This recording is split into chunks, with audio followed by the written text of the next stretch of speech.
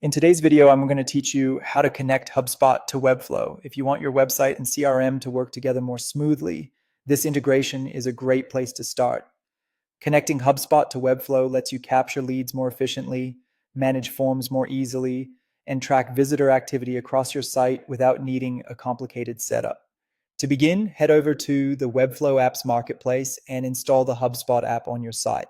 This is the foundation of the connection, and it gives Webflow the ability to communicate directly with your HubSpot account. As you install it, make sure you're choosing the correct Webflow site, especially if you manage more than one project in your workspace. Once the app is installed, click to launch it. You'll be securely redirected to HubSpot, where you'll be asked to choose the account you want to connect. After selecting the right account, authorize the app to complete the connection. This authorization step is what allows the two platforms to share data safely. So take a moment to confirm you're linking the correct HubSpot portal before moving forward. After authorization is complete, return to your Webflow workspace and open the app. Inside, you'll find the three main tools that make this integration so useful. These tools are designed to help you handle forms and tracking in a much more streamlined way, all from within your existing workflow. The first tool is for mapping Webflow forms, and this allows you to send native Webflow form submissions directly into your HubSpot CRM.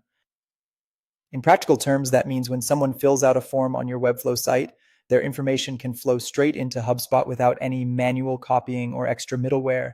This is especially helpful for keeping lead capture organized and making sure submissions reach the right system immediately. The second tool lets you embed HubSpot forms directly onto your Webflow canvas.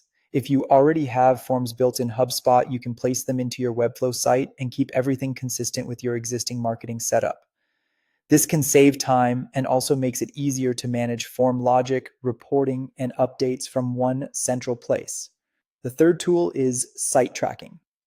By toggling on the HubSpot tracking code, you can capture site-wide visitor data across your Webflow website.